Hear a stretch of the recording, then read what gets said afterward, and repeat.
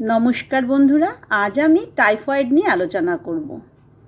टाइफয়েড hello एकटी bacteria घटित रोग। এই ব্যাকটেরিয়াটির নাম হচ্ছে salmonella typhi.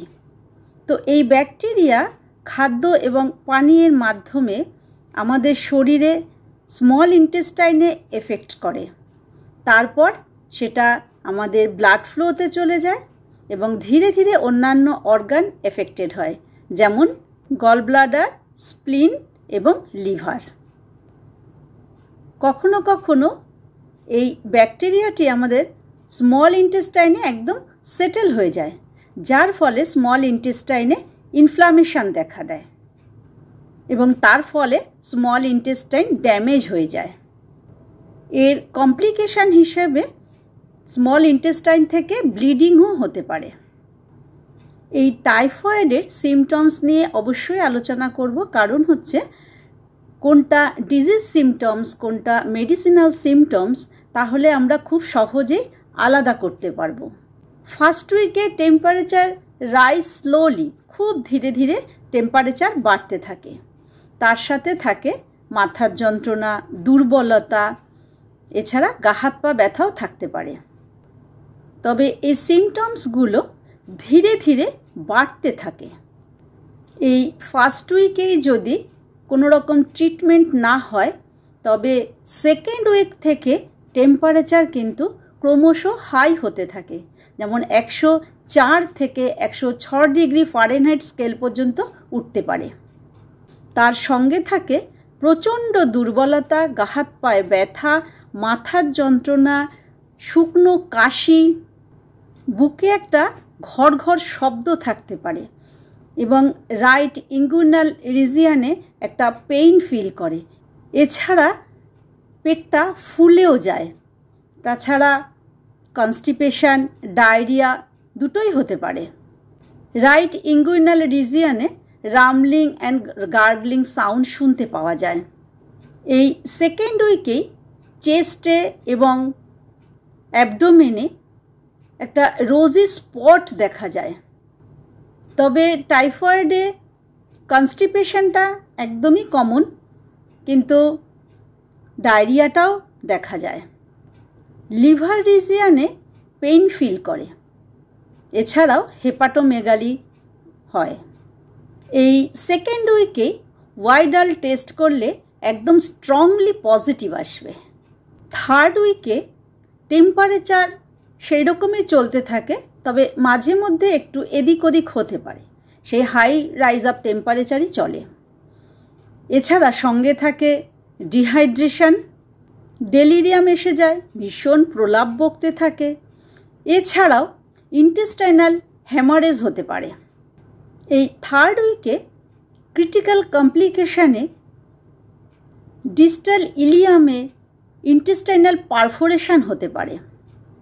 Sepsis, pneumonia, acute bronchitis এসব কিন্তু কমপ্লিকেশন হিসেবে আসতে পারে। তবে থার্ড স্টেজে নিউরোসাইকিয়াট্রিক সিমটমস ভীষণ গুরুত্বপূর্ণ। পেশেন্ট ভীষণভাবে প্রলাপ বকতে থাকে, স্টুপিড স্লিপ দেখা যায়। এছাড়াও এরা বালিশের কাভার বা জামা কাপড় যাই হাতের কাছে পায় সবই কিন্তু খুঁটতে থাকে। তবে বন্ধুরা, টাইফয়েডের ফার্স্ট স্টেজে যদি আমরা ব্যাপটিসিয়া এবং ব্রায়োনিয়া ইউজ করতে পারি, তাহলে কিন্তু টাইফয়েডের ফার্স্ট স্টেজেই সহজেই ওভারকাম হয়ে যাবে। ব্রায়োনিয়া এবং ব্যাপটিসিয়া নিয়ে আমি একটু পরেই ডিটেলসে আলোচনা করছি। তবে ফার্স্ট স্টেজে আমরা কিভাবে ব্রায়োনিয়া এবং ব্যাপটিসিয়া সিলেকশন করব সেই নিয়ে আমি একটু আলোচনা করি। প্রথমত হচ্ছে, উভয় পেশেন্টই আসবে ভীষণ weakness, slow rise of temperature এবং সঙ্গে থাকবে ড্রাই হোয়াইট কোটেড টাং। এই দেখে আমরা ব্যাপটিসিয়া এবং ব্রায়োনিয়া ভাবতে পারি, কিন্তু আমরা দুটি মেডিসিনকে পার্থক্য করব কিভাবে? প্রথমত দেখব পালস। ব্যাপটিসিয়ার পালস থাকবে ব্র্যাডিকার্ডিয়া, মানে টেম্পারেচারের তুলনায় পালস রেট কম থাকবে আর সফট হবে। আর ব্রায়োনিয়ার পালস থাকবে হার্ড এবং কুইক। এছাড়াও সবথেকে গুরুত্বপূর্ণ সেটি হচ্ছে ব্যাপটিশিয়ার স্টুল হবে লুজ এবং ভীষণ অফেন্সিভ, আর ব্রায়োনিয়া কনস্টিপেটেড। প্রথম স্টেজেই আমরা এই দুটি মেডিসিন যদি ইউজ করতে পারি তাহলে কিন্তু ফার্স্ট স্টেজেই টাইফয়েড ওভারকাম হয়ে যায়। প্রথমেই আসছে আর্সেনিকাম অ্যালবাম। আর্সেনিকের টাইফয়েডের 3টে স্টেজ থাকে: চিল, হিট অ্যান্ড সোয়েট। ভীষণ শীত করে সারা শরীরে তারা চাদর দিয়ে ঢেকে রাখবে, কিন্তু মাথা ঢাকবে না। এই সময় তারা থাকে একদম থার্স্টলেস। এরা সারা শরীরে ঠান্ডা হাওয়া একদম সহ্য করতে পারে না, কিন্তু এদের মাথায় ঠান্ডা হাওয়া দিতে হবে। এটি কিন্তু আর্সেনিকাম অ্যালবামের একটি ভীষণ গুরুত্বপূর্ণ লক্ষণ। এছাড়া এই চিল স্টেজে স্কিন থাকে একদম ড্রাই। এই শীতের পরেই আসে তাদের হিট স্টেজ। তবে আর্সেনিকাম অ্যালবামের অ্যাগ্রাভেশন টাইম কিন্তু মিডডে অ্যান্ড মিডনাইট। এই চিল স্টেজে থাকে এদের উইকনেস, হেডেক, ভার্টিগো। এই ঠান্ডায় এদের নেইলস এবং লিপস জ্বালা করতে থাকে। তবে হিট স্টেজে এদের ভীষণ জল পিপাসা থাকে। শরীরে এতটাই গরম বোধ হয় যে এরা কোনো কভার রাখতে পারে না গায়ে। এই হিট স্টেজের পরে আসে সোয়েট স্টেজ। জ্বরের শেষের দিকে ভীষণ ঘাম হয় এবং সেই সময়ও কিন্তু খুব জল পিপাসা থাকে। তবে আর্সেনিকাম অ্যালবামের জল পিপাসার একটি বিশেষত্ব হচ্ছে এরা বারবার অল্প অল্প করে ঠান্ডা জল খাবে। এই ঘাম হওয়ার ফলে এদের মাথার যন্ত্রণা কমে যায়। এছাড়াও এদের ঘাম হয় ভীষণ স্টিকি এবং অফেন্সিভ। পালস চেক করলে দেখা যাবে এদের পালস হয় ইরেগুলার বা কুইক এবং উইক হতে পারে। সকালবেলা পালস থাকে ফ্রিকোয়েন্ট আর সন্ধেবেলা পালস হয়ে যায় স্লো।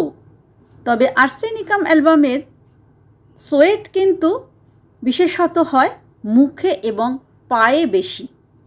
এছাড়া লিভার রিজিয়নে পেইন ফিল করে। তবে বন্ধুরা, আর্সেনিকাম অ্যালবাম সিলেকশন করবার আগে অবশ্যই আমরা তার মেন্টালিটিটা যাচাই করে নেব। ভীষণ রেস্টলেস। এরা ফিজিক্যালি উইক কিন্তু মেন্টালি ভীষণ রেস্টলেস, ভীষণ হোপলেস হয়। ডিজিজের ব্যাপারে ভীষণ অ্যাংজাইটি হয়। এতটাই রেস্টলেস এরা মেন্টালি যে এক জায়গায় শুয়ে থাকতে পারে না, কেবল এ বিছানা ও বিছানায় ছটফট করতে থাকে। তবে ডিজিজের ব্যাপারে ভীষণ অ্যাংজাইটি। এদের ক্ষেত্রে more the disease more the anxiety দেখা যায়। মেন্টালিটির সাথে আরেকটি বিশেষ গুরুত্বপূর্ণ লক্ষণ হচ্ছে এদের অ্যাগ্রাভেশন টাইম। নেক্সট আসবো ব্যাপটিশিয়া। প্রথমে আমি বলেছি যে ব্যাপটিশিয়া এবং ব্রায়োনিয়া হচ্ছে যদি আমরা টাইফয়েডে ফার্স্ট স্টেজে ব্যবহার করতে পারি তবে কিন্তু টাইফয়েড ওভারকাম হয়ে যায়। তবে ব্যাপটিশিয়া বিশেষত যদি আমরা ফার্স্ট স্টেজে সিলেকশন করতে না পারি, সেকেন্ড স্টেজেও কিন্তু অনেক সিমটম দেয় যা দেখে আমরা ব্যাপটিশিয়া সিলেকশন করতে পারি।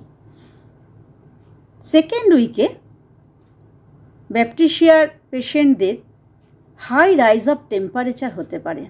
103 থেকে 106 ডিগ্রি ফারেনহাইট পর্যন্ত টেম্পারেচার উঠতে পারে। সঙ্গে থাকে ভীষণ ব্যাকএক, হেডেক এবং বডি এক। যেমন এতটাই শরীরে ব্যথা থাকে, যে পাশেই চেপে শুয়ে থাকে সে পাশে ব্যথা হয়ে যায়। সবসময় বলে যে বিছানা শক্ত হয়ে গেছে, যেটা নাকি আমরা আর্নিকাতেও পাবো। আর্নিকার পেশেন্টরাও বলে যে বিছানা শক্ত, তার জন্য তাদের শরীরে এত ব্যথা করছে। পালস পাবো bradycardia, full and soft. Bradycardia কেন? সাধারণত 1 ডিগ্রি ফারেনহাইট টেম্পারেচার যদি বাড়ে তবে পালস রেট 10 বেড়ে যায়, কিন্তু ব্যাপটিশিয়ার ক্ষেত্রে সেটা হয় না। টেম্পারেচারের সঙ্গে পালস রেট বাড়ে না, বরং পালস রেট কমে যায়। এই জন্য ব্যাপটিশিয়াতে ব্র্যাডিকার্ডিয়া দেখা যায়। ঠিক উল্টো হচ্ছে পাইরোজেন। পাইরোজেন টেম্পারেচারের সাথে পালস রেটও হাই হয়ে যায়। ব্যাপটিশিয়ার টাং হচ্ছে হোয়াইট কোটেড এবং এতটাই ড্রাই থাকে যে ক্র্যাক হয়ে যায় টাং। এছাড়া মিডলে যে টাঙের প্যাপিলিগুলো থাকে সেগুলো রেডিশ হয়ে যায়। তবে ব্যাপটিশিয়ার একটি বিশেষ গুরুত্বপূর্ণ লক্ষণ হচ্ছে এদের সমস্ত ডিসচার্জ অতিরিক্ত দুর্গন্ধ, অতিরিক্ত অফেন্সিভ। এদের ইউরিন, সোয়েট, স্টুল, ইভেন মাউথ ভীষণ অফেন্সিভ হয়। এদের সামনে গেলেই কিন্তু অফেন্সিভ স্মেল পাওয়া যায়। ব্যাপটিশিয়ার পেশেন্টদের ভীষণ প্রলাপ দেখা যায়। এরা শুলে মনে করে যে তারা 2-3টে মানুষ হয়ে গেছে, তার বডি পার্টগুলো সব আলাদা আলাদা হয়ে গেছে, যার ফলে সে ছটফট করে এবং সব পার্টগুলোকে যেন এক জায়গায় করবার একটা চেষ্টা করছে। এছাড়া এদের ভীষণ স্টুপিড স্লিপ দেখা যায়, উদ্দেশ্যহীনভাবে তাকিয়ে থাকে। পেশেন্টকে দেখলে মনে হয় ঘুমিয়ে পড়েছে, সে খুব ডিপ স্লিপে আছে।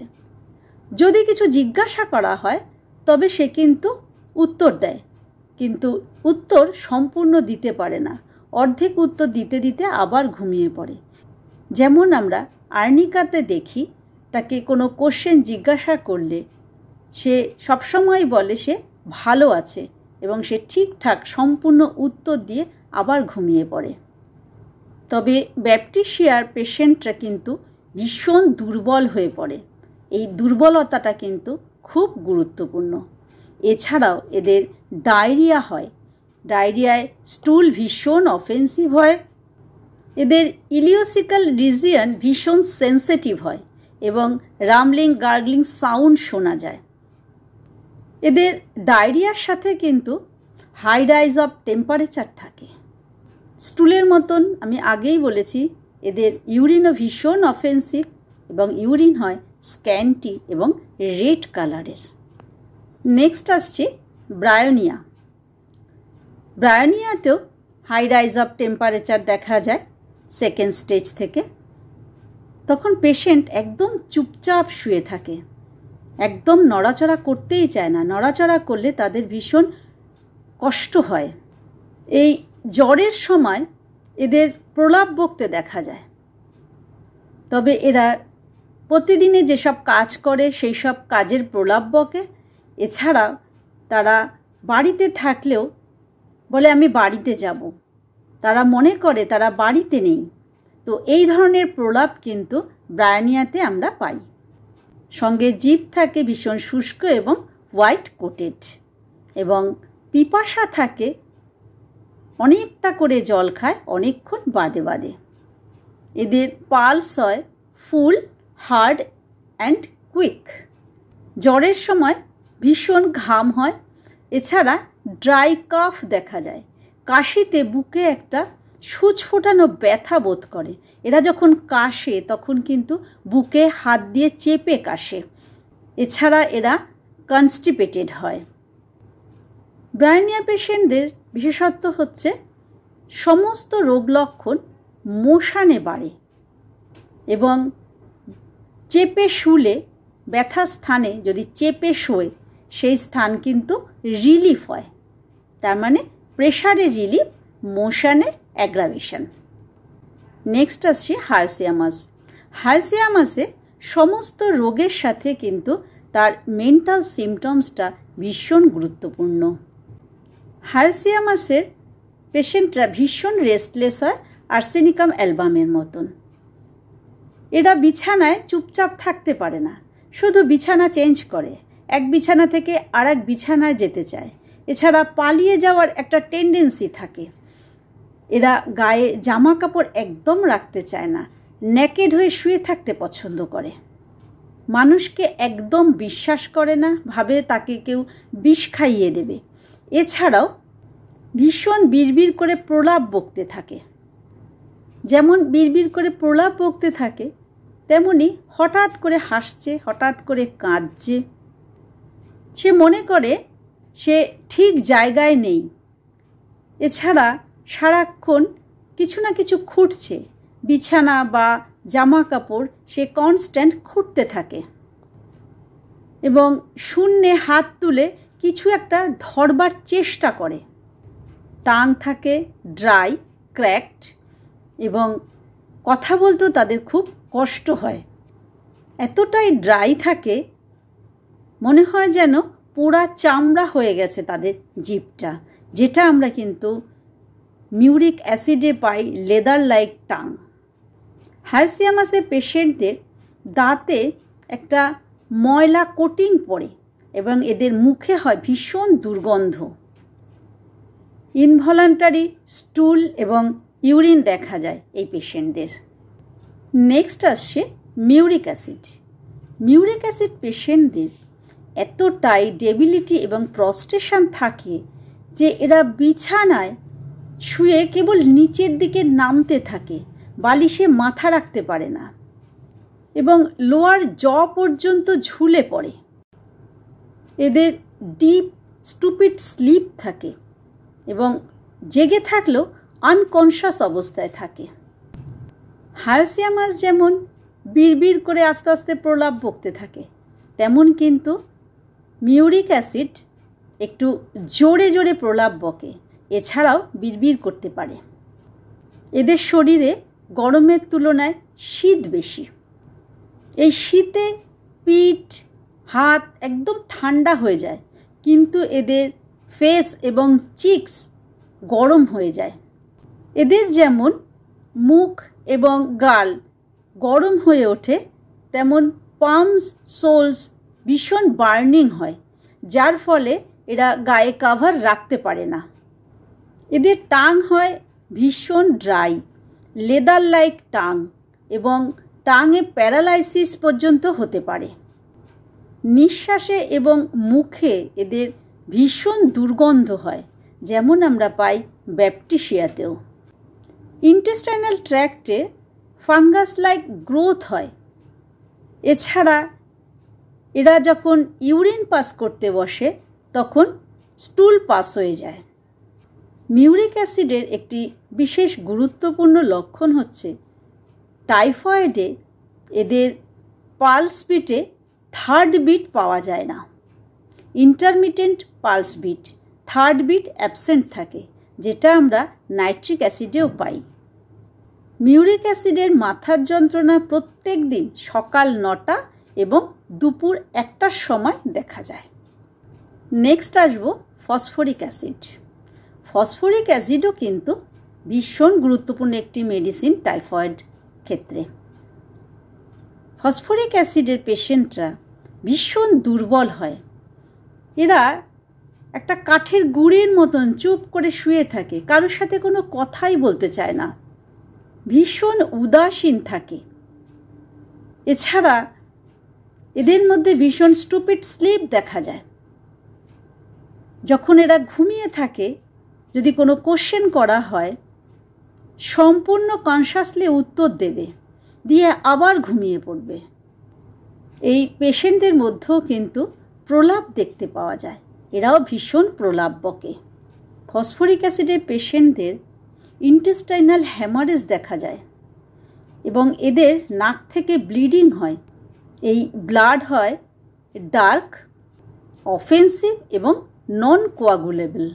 এদের স্টুল হয় ওয়াটারি, হোয়াইট এবং পেইনলেস, কিন্তু ইনভলান্টারি, আর সঙ্গে থাকে ভীষণ দুর্বলতা। এরা ভীষণ একপাশ হয়ে শুয়ে থাকে। আগেই বলেছি যে কাঠের গুঁড়ির মতন একদম চুপচাপ চেপে শুয়ে থাকে। এরা যে পাশ চেপে শুয়ে থাকে সেই পাশে কিন্তু নীল হয়ে যায়। এদের গলায়, বুকে, পিঠে র্যাশ দেখতে পাওয়া যায়। এরা কথা বললে রোগ লক্ষণ বেড়ে যায় এবং বিছানার গরমে বা গরম ঘরে এদের রোগ লক্ষণ কমে। নেক্সট আসবো ল্যাকেসিস। ল্যাকেসিসও কিন্তু টাইফয়েডের সেকেন্ড এবং থার্ড উইকে খুব গুরুত্বপূর্ণ একটি মেডিসিন।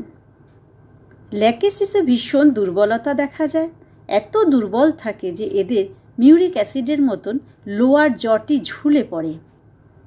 এদের জিভ বার করতে বললে এরা জিভটা বার করতে পারে না, ভীষণ কাঁপে। এছাড়াও জিভ থাকে ড্রাই এবং ব্ল্যাক। এরা ভীষণ প্রলাপ বকে। তাছাড়া ল্যাকেসিসের পেশেন্ট কিন্তু ভীষণ টকেটিভ হয়। ল্যাকেসিসের পেশেন্টদের সোয়েট থাকে কোল্ড এবং এদের জামা কাপড়ে একটা ইয়েলো স্টেইন পড়ে যায়। এই ইয়েলো স্টেইন কিন্তু আমরা আর্সেনিকাম অ্যালবামেও দেখতে পাই। ল্যাকেসিসের পেশেন্টদের স্টুলের সাথে ব্লাড আসে।